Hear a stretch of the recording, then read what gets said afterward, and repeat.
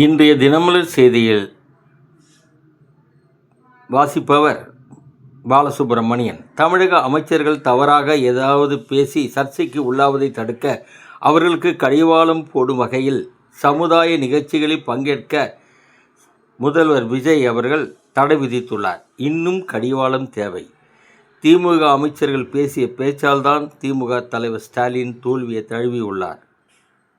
கவனம் தேவை. முதல்வர் அவர்களே, மின் வாரியத்தில் 300 பேருக்கு பதவி உயர்வு வழங்கப்பட்டுள்ளது. திருச்சி கிழக்கு உட்பட 5 சட்டசபை தொகுதிகளில் இடைத்தேர்தல் தேர்தல் கமிஷன் அதிகாரிகள் ஈடுபட்டுள்ளனர்.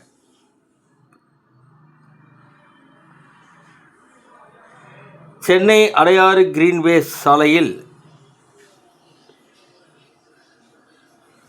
அரசு அமைச்சர்களுக்கான பிரம்மாண்டமான 35 பங்களாக்கள் உள்ளன. இது மக்களின் வரி பணத்தில் கட்டப்பட்டவை. இதுவும் இன்னும் மன்னர் காலத்தில் வாழ்வது போல நிலை உள்ளது. இதை முதல்வர் முகாம் அலுவலகமாக மாற்ற அதிகாரிகள் தமிழக முதல்வரின் ஒப்புதலுக்காக காத்திருக்கின்றனர். தமிழகத்தின் நத்தம் நிலங்களுக்கு பட்டா வழங்க விதித்த தடை மறுபரிசீலனை செய்யும்படி தமிழக அரசுக்கு பொதுமக்கள் கோரிக்கை. வணக்கம்.